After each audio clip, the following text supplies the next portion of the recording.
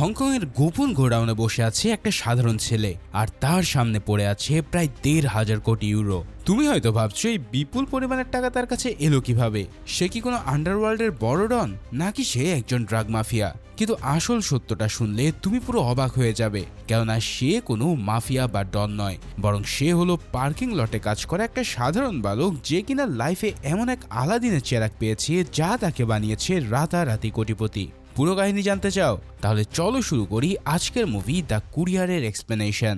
মুভির শুরুতে আমাদের দেখা হয় ইভান নামের এই সাধারণ ছেলেটার সাথে, যে মাদ্রিদের একটা বিলাসবহুল হোটেলের সামনে কাস্টমারদের গাড়ি পার্কিং এর কাজ করত। তার প্রতিদিনের কাজ হলো ধনীদের দামি গাড়িগুলো পার্কিং লট থেকে হোটেলের একদম সামনে নিয়ে আসা। এতে কাস্টমাররা খুশি হয়ে যে সামান্য টিপস দেয়, তাতে তার পুরো পরিবারের খরচ কোনো মতে চলে যায়। তবে ইভানের অতীত জীবন কিন্তু এতটা কষ্টের ছিল না। ছোটবেলায় তার বাবা শহরের বেশ ভালো একটা রেস্টুরেন্ট চালাতো।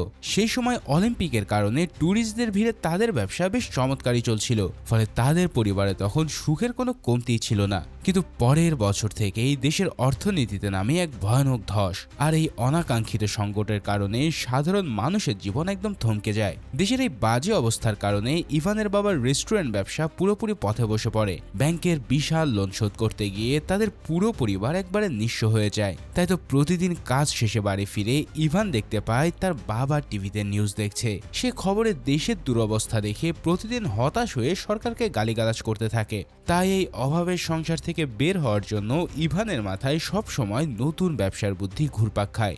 একদিন কাজ শেষে বাড়ি ফেরার পথে সে কনস্ট্রাকশন সেক্টরে বেশ কিছু চমকপ্রদ বিজ্ঞাপন দেখতে পায়। সেই পোস্টারগুলোই দেখে তার মনে দারুণ একটা আইডিয়া আসে। সে ভাবে ভাঙাচোরা পুরাতন বাড়ি অল্প দামে কিনে সেগুলো মেরামত করে বেশি দামে বিক্রি করলে অনেক টাকা লাভ করা সম্ভব। এখন নিজের এই দুর্দান্ত প্ল্যানটা সে তার বন্ধুদের সাথে শেয়ার করে, যাতে সবাই মিলে কাজটা শুরু করতে পারে। কিন্তু তার বন্ধুরা এই অভিনব আইডিয়াটাকে একদমই পাত্তা দেয় না, কারণ রিয়েল এস্টেটের ব্যবসায় প্রচুর ক্যাশ টাকার দরকার হয়। এর পাশাপাশি ব্যাংক থেকেও লোন নেওয়া অনেক ঝামেলার ব্যাপার। এখন বন্ধুদের সাপোর্ট না পেয়ে ইভান সাময়িকভাবে কিছুটা হতাশ হয়ে পড়ে। তবে সে নিজের স্বপ্ন থেকে একটু পিছিয়ে আসে না। তাই পরের দিন সে আবারও সেই হোটেলের সামনে কাজে ফিরে যায়। কিন্তু ঠিক তখনই একজন মাতাল ধনী লোককে হোটেল থেকে সে টলতে টলতে বেরিয়ে আসতে দেখে। এখানে তার একজন সহকর্মীর কাছ থেকে ইভান জানতে পারে যে এই মাতাল লোকটা আসলে পার্লামেন্টের একজন ক্ষমতাধর এমপি।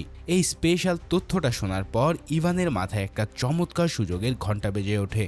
লোকটা যখন ঠিকমতো হাঁটতেও পারছিল না, তখন সে দ্রুত গিয়ে তার গাড়িটা হোটেলের একদম সামনে নিয়ে আসে। এরপর সে লোকটাকে প্রস্তাব দেয় যে মাত্র ৩০০ ইউরোর বিনিময়ে সে তাকে একদম সঠিক জায়গায় পৌঁছে দিতে পারবে। তো মাতাল এমপি ইভানকে জানায় যে যদি সে ঠিক সময় তাকে গন্তব্যে পৌঁছাতে পারে, তবে তাকে ২৫০০ ইউরো বকশিশ দেওয়া হবে। এখন এই লোভনীয় অফার শুনে ইভান লোকটাকে গাড়িতে বসিয়ে খুব দ্রুত শহরের দিকে টান মারে। এভাবে মাঝপথে একটা পেট্রোল পাম্পে তেল নেওয়ার সময় এমপি সাহেব গাড়ির সিটেই গভীর ঘুমে তলিয়ে যায়। এই চমৎকার সুযোগ কাজে লাগিয়ে ইভান গাড়িতে রাখা লোকটার রহস্যময় ব্রিফকেসটা চুপি চুপি খুলতে থাকে।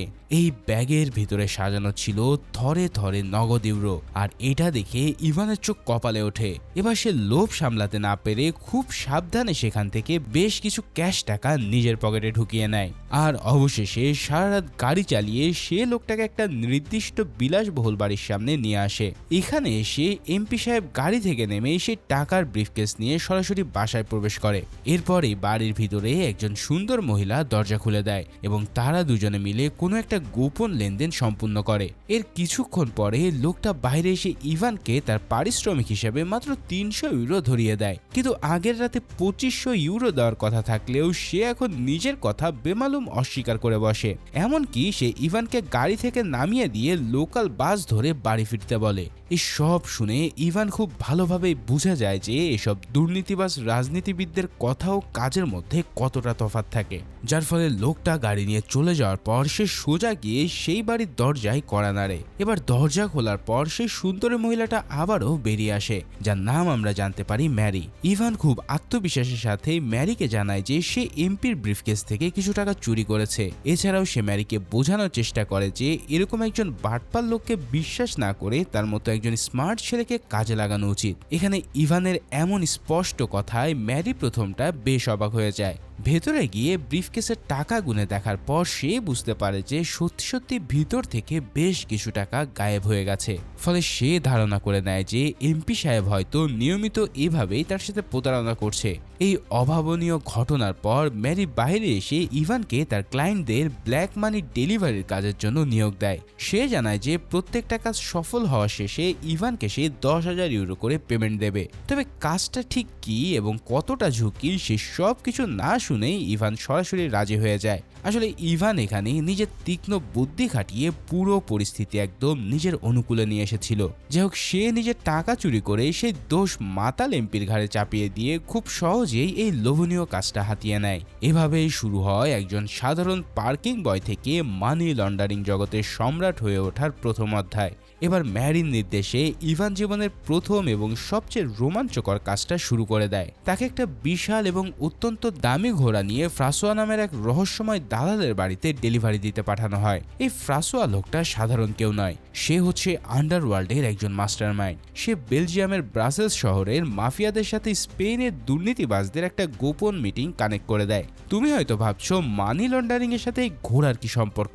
আসলে এই ঘোড়াটার ডেলিভারি দেওয়া হচ্ছে স্রেফ পুলিশের চোখকে ধুলো দেওয়ার জন্য। তাই ইভান খুব সতর্কতার সাথে সেই প্রাণীটা ফ্রান্সোয়ার বিলাসবহুল অ্যাসেটে নিয়ে যায়। সেখানে গিয়ে সে দেখতে পায় লোকটা নিজের আদুরের মেয়ে লাতিসিয়ার জন্মদিনে ঘোড়াটা উপহার হিসেবে দিচ্ছে।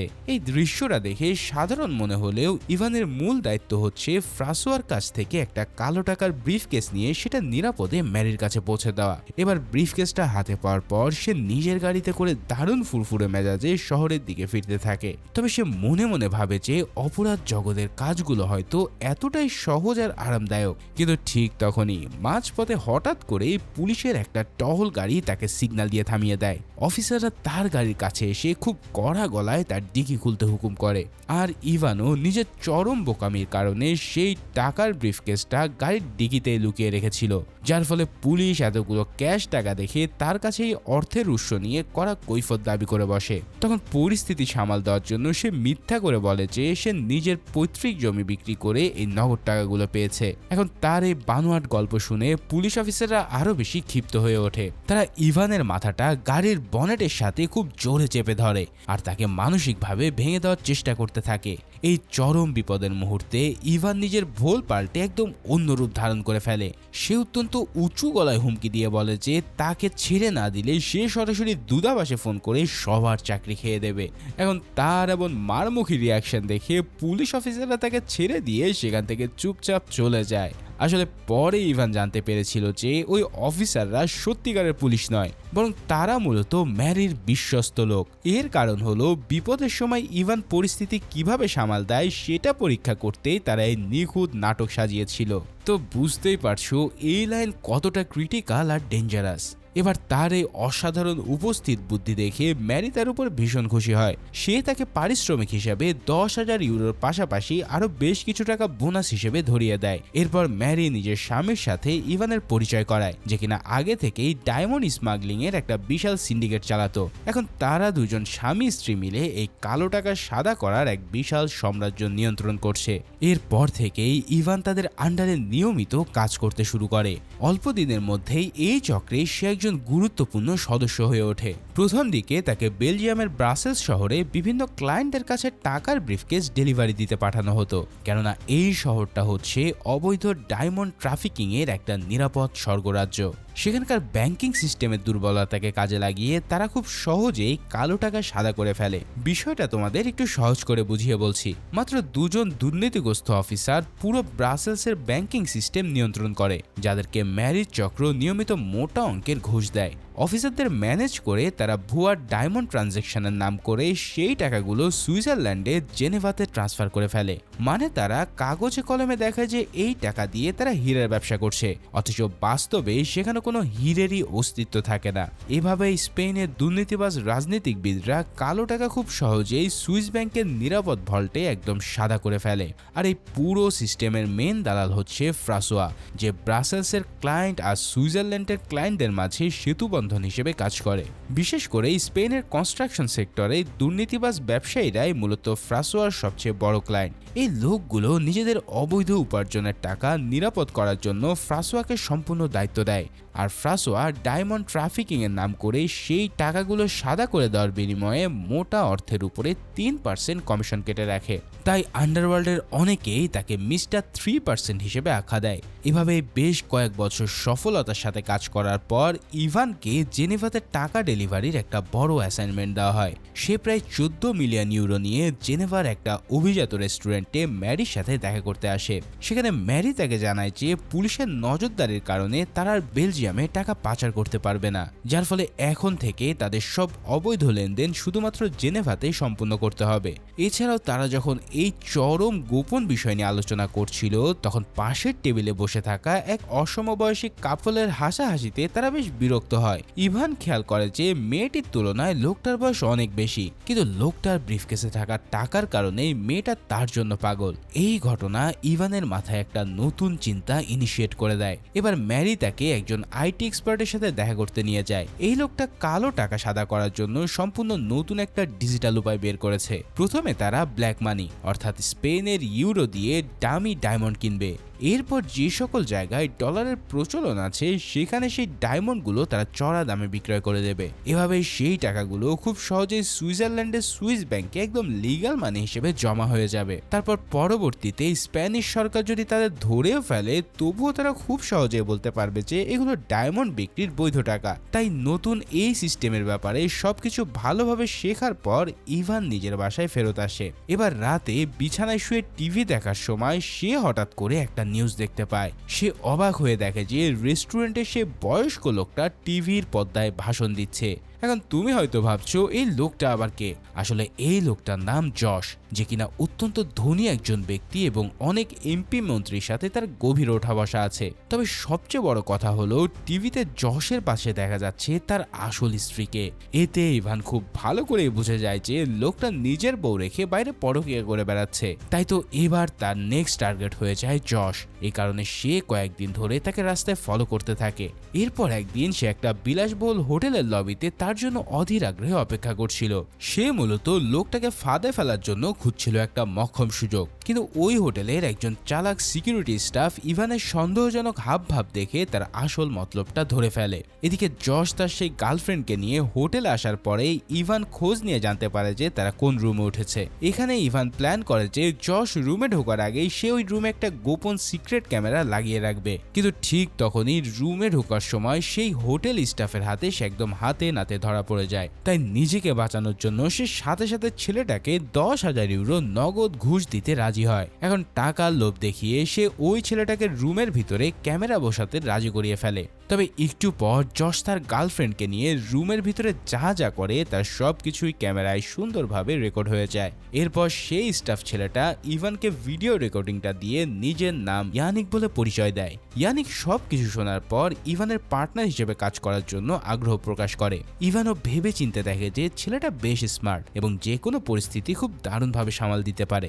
তাই সে ইয়ানিককে নিজের বিশ্বস্ত পার্টনার বানিয়ে সোজা যশের কাছে ব্ল্যাকমেলের জন্য চলে যায়। এদিকে ইভান যশকে ভিডিওটা দেখিয়ে তার পরিচিত সব মন্ত্রী ও ব্যবসায়ীদের সাথে পরিচয় করিয়ে দেওয়ার চাপ দেয়, কেননা সে এখন আর ফ্রাসোয়া বা ম্যারির অধীনে না থেকে নিজে আলাদাভাবে এই আন্ডারওয়ার্ল্ডের রাজা হতে চাইছিল।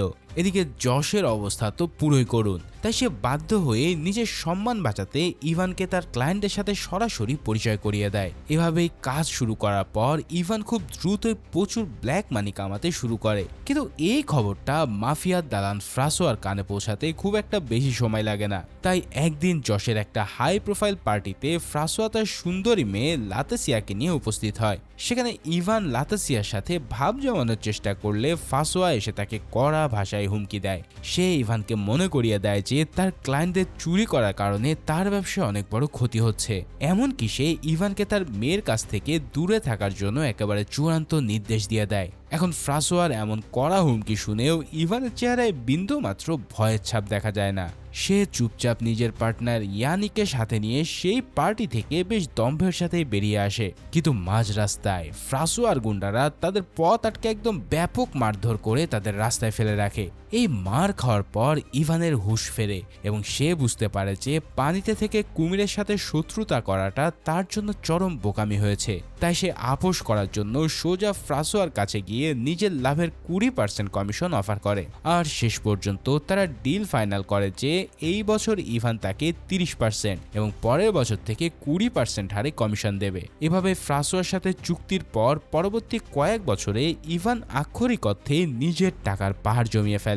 এই বিপুল সম্পদের কারণে খুব দ্রুত তার সাধারণ আচার আচরণে এক অদ্ভুত অহংকার ফুটে ওঠে। তুমি তো জানোই যে অতিরিক্ত কালো টাকা মানুষকে খুব সহজে অন্ধ করে দেয়। ইনকামের তীব্র নেশায় পড়ে সে অনেকদিন ধরে নিজের পরিবারের সাথে কোনো যোগাযোগ রাখে না। তাই তো সে নেক্সট ক্রিসমাসের ছুটিতে বেশ কিছু দামি গিফট নিয়ে নিজের বাড়িতে হাজির হয়। এখানে তার এই বিলাসবহুল লাইফস্টাইল দেখে বাড়ির সবাই তো রীতিমতো চমকে ওঠে। ছেলের মধ্যে এত বিলাসবহুল পরিবর্তন দেখে তার বাবা অবাক হয়ে ইভানের আসল কাজ সম্পর্কে জানতে চায়। কিন্তু ইভান খুব শান্ত গলায় মিথ্যা বলে যে সে তার ক্লায়েন্টদের হয়ে ইম্পোর্ট এক্সপোর্টের ব্যবসা করে। কিন্তু তার বাবা বাস্তব জীবনে কঠিন অভিজ্ঞতা থেকে এটা খুব ভালো করে বুঝতে পারে যে পুরো বিষয়টাই বানোয়াট, কেননা কোনো সৎ উপায়ে এত দ্রুত এমন জাদুকরীভাবে ধনী হওয়া কিছুতেই সম্ভব নয়। তাই বাবা ছেলেকে খুব কড়া ভাষায় সতর্ক করে দেয়। সে জানায় যে এই অবৈধ টাকা ইনকাম করতে গেলে একদিন তার চরম বিপদে পড়তে হবে। কিন্তু এই সব কথায় ইভানের ইগোতে একটা বিশাল বড় ধাক্কা লাগে এবং সে প্রচণ্ড রেগে যায়। তখন সে তার বাবার মুখের উপরে দাবি করে যে ক্যাশ টাকা দিয়ে দুনিয়ার সব কিছুর সমাধান সম্ভব। সে আরও জানায় যে প্রয়োজনে সে হাসি মুখে জেলে যাবে, কিন্তু তবুও তাদের মতো গরিব হয়ে সারা জীবন কাটাতে পারবে না। এই ভয়ঙ্কর ঝগড়ার পর বাড়ি থেকে বেরিয়ে সে সরাসরি তার পুরাতন বন্ধুদের সাথে দেখা করতে আসে। কিন্তু সেখানে গিয়ে ইভান জানতে পারে যে তারা এখন তার সেই পুরাতন কনস্ট্রাকশন প্ল্যান অনুযায়ী কাজ করছে। তারা ব্যাংক থেকে লোন নিয়ে শহরের পুরাতন বাড়ি সরিয়ে ডাবল দামে বিক্রি করে বেশ ভালো একটা ইনকাম দাঁড় করিয়েছে। অথচ তাকে এই বিশাল সফলতার ব্যাপারে আগে থেকে বিন্দুমাত্র ধারণা দেওয়া হয়নি। তাই সে নিজের আইডিয়াটা চুরি হয়ে গেছে জেনে মনের গভীরে ভীষণ কষ্ট পায়। যাই হোক, সে বন্ধুদের একটা মেয়েকে শুভকামনা জানিয়ে আবারও নিজের মাফিয়া জগতে ফিরে আসে। এরপর একদিন হঠাৎ ম্যারি তার সাথে একটা গোপনীয় বিষয়ে কথা বলতে উপস্থিত হয়। সে ইভানকে খুব ভয়ের সাথে জানায় যে পুলিশ গোপনে ফ্রাসোয়ার গ্যাংয়ের ব্যাপারে খুব সিরিয়াসলি ইনভেস্টিগেশন করছে।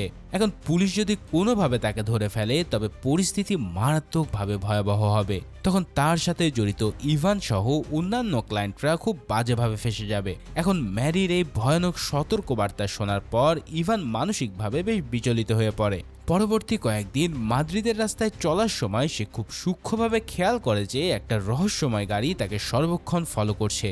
সে খুব সহজেই পুলিশের এই পুরাতন কৌশলটা ধরে ফেলে। এরা আসলে স্প্যানিশ পুলিশের আন্ডারকভার অফিসার হিসেবে কাজ করছে। তুমি হয়তো ভাবছো ইভান এখানে ভয় পেয়ে পালাবে, কিন্তু চরম বিপদে মাথা ঠান্ডা রাখাটা সে খুব ভালো করেই জানে। তাই সে ইঁদুর বেড়াল খেলার বদলে সরাসরি পুলিশ কমিশনারের অফিসে গিয়ে হাজির হয়। সে মূলত কমিশনারের সাথে কথা বলে বাজিয়ে দেখার চেষ্টা করে যে পুলিশ তার ব্যাপারে ঠিক কতটুকু জানে। কিন্তু সে অবাক হয়ে লক্ষ্য করে যে কমিশনার ইতিমধ্যে তার ব্যবসার প্রায় সব কিছুই জেনে গেছে।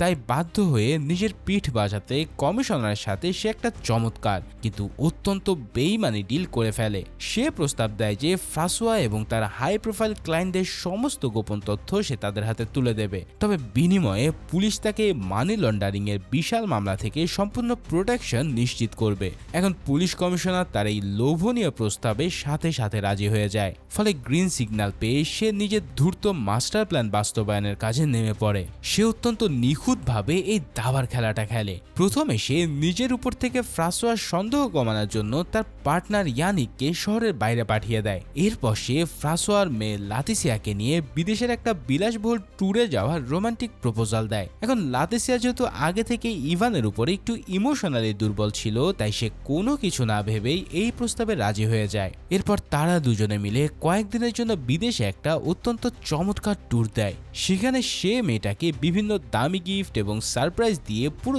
নিজের মায়ে আটকে রাখে এদিকে পুলিশ তার দেওয়া নিখুঁত তথ্যের ভিত্তিতে ব্রাসেলস ও জেনেভায় অভিযান চালিয়ে জশ ও ফ্রান্সোয়াকে গ্রেফতার করে নেয়। একদিন হোটেলে সুন্দর রুমে বসে লাতিসিয়া হঠাৎ করেই টিভি নিউজে তার বাবার গ্রেফতারের কথাটা জানতে পারে। এই মর্মান্তিক সংবাদ শুনে মেয়েটা চরম অস্থির হয়ে যায় আর দ্রুত ব্যাগপত্র গুছিয়ে স্পেনের দিকে রওনা হয়। কিন্তু ইভান এখানে তাকে আটকানোর জন্য বিন্দু মাত্র চেষ্টা করে না, কারণ ফ্রান্সোয়াকে জেলে পাঠানোর যে মূল স্বার্থ তার ছিল সেটা ইতিমধ্যেই খুব সুন্দরভাবে হাসিল হয়ে গেছে।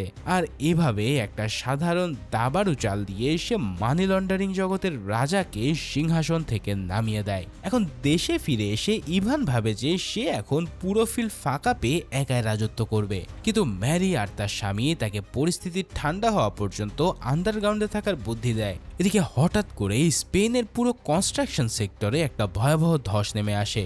নতুন বিল্ডিং তৈরি বন্ধ হয়ে যাওয়ার কারণে তাদের কালো টাকা সাপ্লাই একদম শূন্যের কোঠায় পৌঁছায়। ফলে পকেটে টাকা না থাকায় ইভান এবার নতুন কোনো রাস্তা খোঁজার জন্য মরিয়া হয়ে ওঠে।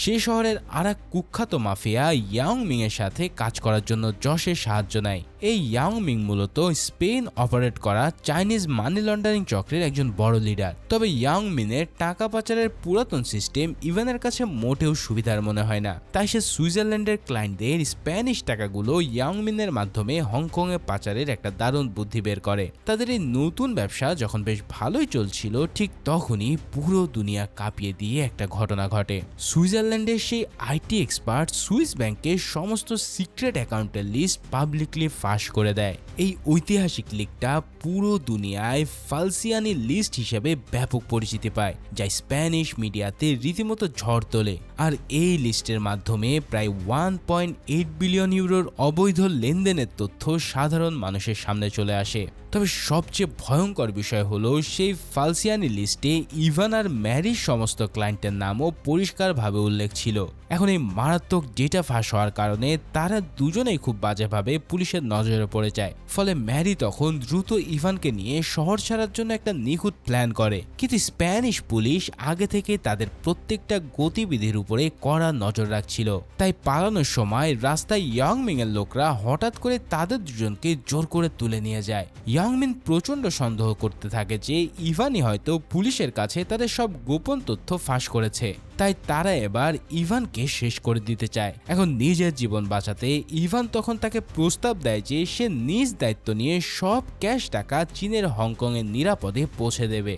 এসব ঘটার পর ম্যারি আর ইভান যখন পালানোর রাস্তা খুঁজছিল, তখন ইয়াং মিং এর লোকেরা তাদের জোর করে তুলে নিয়ে যায়। এখন মাফিয়া জন ইয়াং মিং এর হাতে আর কোনো উপায় না থাকায় সেই ঝুঁকিপূর্ণ প্রস্তাবে রাজি হয়ে যায়। এরপর তার লোকেরা ইভানের মাস্টার প্ল্যান অনুযায়ী বিশাল একটা কার্গো কন্টেনারে তাদের সমস্ত ক্যাশ টাকা লোড করে। সেই ঘুটঘুটে অন্ধকার কন্টেনারের ভিতরে ইভান নিজেও খুব সন্তর্পণে লুকিয়ে পড়ে। সে ভাবতে থাকে এইটাই তার জীবনের শেষ এবং সবচেয়ে ভয়ঙ্কর একটা খেলা। এখন তারা ঠিক কিভাবে এই দীর্ঘ সমুদ্র পথ পাড়ি দেয় সেটাই মুভিতে বিস্তারিত দেখানো হয়নি। তবে বেশ কিছুদিন পর এখানে আমরা হংকংয়ের একটা পোর্ট দেখতে পাই। আসলে সেই কন্টেইনার গোডাউনে আনার পর ইভান সেই অন্ধকারের ভিতর থেকে একদম অক্ষত অবস্থায় বেরিয়ে আসে। সবগুলো ক্যাশ টাকা গুনে দেখা যায় যে ভেতরে এক কানা করিও কম নেই। এখন তার এই অভাবনীয় সফলতা দেখে সে নিজেই রীতিমতো অবাক হয়ে যায়। সে ভেবেছিল যে এই ডেলিভারির পর পাওয়া কমিশন দিয়ে সে নিজের বাকি জীবনটা দারুণ শান্তিতে কাটিয়ে দেবে, কেননা এই নতুন দেশে তাকে কেউই চেনে না। তাই এইখানে সে একটা সম্পূর্ণ নতুন জীবন শুরু করতে পারবে। এই চরম আনন্দে সে শহরের একটা বড় স্টেডিয়ামে গিয়ে একা একা বুনো উল্লাস পার্টি করার সিদ্ধান্ত নেয়। কিন্তু ঠিক তখনই সেখানে হংকং পুলিশ এসে চারিদিক থেকে তাকে শক্তভাবে ঘিরে ধরে। পুলিশ অফিসাররা তাকে জানায় যে স্প্যানিশ সরকার তার নামে একটা ইন্টারন্যাশনাল অ্যারেস্ট ওয়ারেন্ট জারি করেছে। ফলে তারা ইভানকে গ্রেফতার করে সরাসরি স্পেনের মাদ্রিদে ফেরত পাঠায়। সেখানে গিয়ে সেই পুরানো পুলিশ কমিশনারের মুখোমুখি হয়, যাকে সে আগে তথ্য দিয়ে সাহায্য করেছিল। এরপর ইভান তাকে 1 মিলিয়ন ইউরো নগদ ঘুষ দেওয়ার একটা লোভনীয় অফার করে বসে। তবে পুলিশ কমিশনার খুব সৎ হওয়ার কারণে সে এই প্রস্তাব সরাসরি প্রত্যাখ্যান করে। উল্টো সে ইভানকে জানিয়ে দেয় যে দেশের সেরা উকিল ধরলেও তার অন্তত 15 বছরের জেল হবে। তখন ইভান দম্ভ করে বলে যে ম্যারি তাকে যে কোনো মূল্যেই এই জেল থেকে ছাড়িয়ে নিয়ে যাবে। কিন্তু এখানে কমিশনার তাকে একটা চরম সত্য জানিয়ে দেয়। সে জানায় যে ম্যারি তাকে পুলিশের হাতে ধরিয়ে দিয়েছে। আসলে নিজের পিঠ বাঁচাতে ম্যারি ইভানের সমস্ত গোপন তথ্য বিনা দ্বিধায় পুলিশের কাছে ফাঁস করে। এখন এই ভয়ঙ্কর খবরটা শোনার পর ইভানের সমস্ত আশা আর অহংকার একেবারে চুরমার হয়ে যায়। একটু পরে কাস্টাডিতে যাওয়ার সময় সে ম্যারিকে বাইরে স্বাধীনভাবে হাঁটতে দেখে। ম্যারি তখন এমন একটা রিয়াকশন দেয় যেন সে ইভানকে কোনোদিনই চোখেও দেখেনি। তখন ইভান খুব ভালো করে বুঝতে পারে যে অন্যের জন্য গর্ত খুঁড়লে নিজেকেও একদিন সেই গর্তে পড়তে হয়। সে যেভাবে নিজের লোভের জন্য ফ্রাসোয়াকে পুলিশের হাতে তুলে দিয়েছিল, ম্যারিও ঠিক একই কাজ তার সাথে করেছে। এর কিছুদিন পর জেলের ভিতরে একজন সাংবাদিক তার সাক্ষাৎকার নিতে আসে। সেখানে বসে ইভান নিজের ভুল স্বীকার করে নেয় এবং জানায় যে তার বাবা একদম ঠিক বলেছিল। যাই হোক, ইভান জেলে যাওয়ার পর স্পেনের অর্থনীতিতে এক ভয়াবহ অন্ধকার যুগের সূচনা ঘটে। সরকারিভাবে পাবলিক সেক্টরে প্রায় 9 বিলিয়ন ইউরোর বিশাল ক্ষতির রেকর্ড করা হয়। দেশটির পুরো ব্যাংকিং ব্যবস্থা যেন তাসের ঘরের মতো ভেঙে পড়ে। পরিস্থিতি সামাল দিতে সরকার বাধ্য হয়ে ইউরোপীয় ইউনিয়ন থেকে 58 বিলিয়ন ইউরোর বিশাল ঋণ গ্রহণ করে, কেননা এই টাকা ছাড়া সাধারণ মানুষের স্বাস্থ্য ও শিক্ষা খাত চালানোর আর কোনো বিকল্প পথ খালি ছিল না। এছাড়াও দেশের জাতীয় ঋণ আগের তুলনায় প্রায় 3 গুণ বেড়ে যায়। এর ফলে সাধারণ নাগরিকদের উপরে ঋণের বোঝা বহু গুণে বাড়তে থাকে এবং অসংখ্য মানুষ নিজেদের ঘর বাড়ি থেকে উচ্ছেদ হয়। আর ঠিক এই সিনের মধ্যে দিয়েই শেষ হয় অসাধারণ মুভিটি।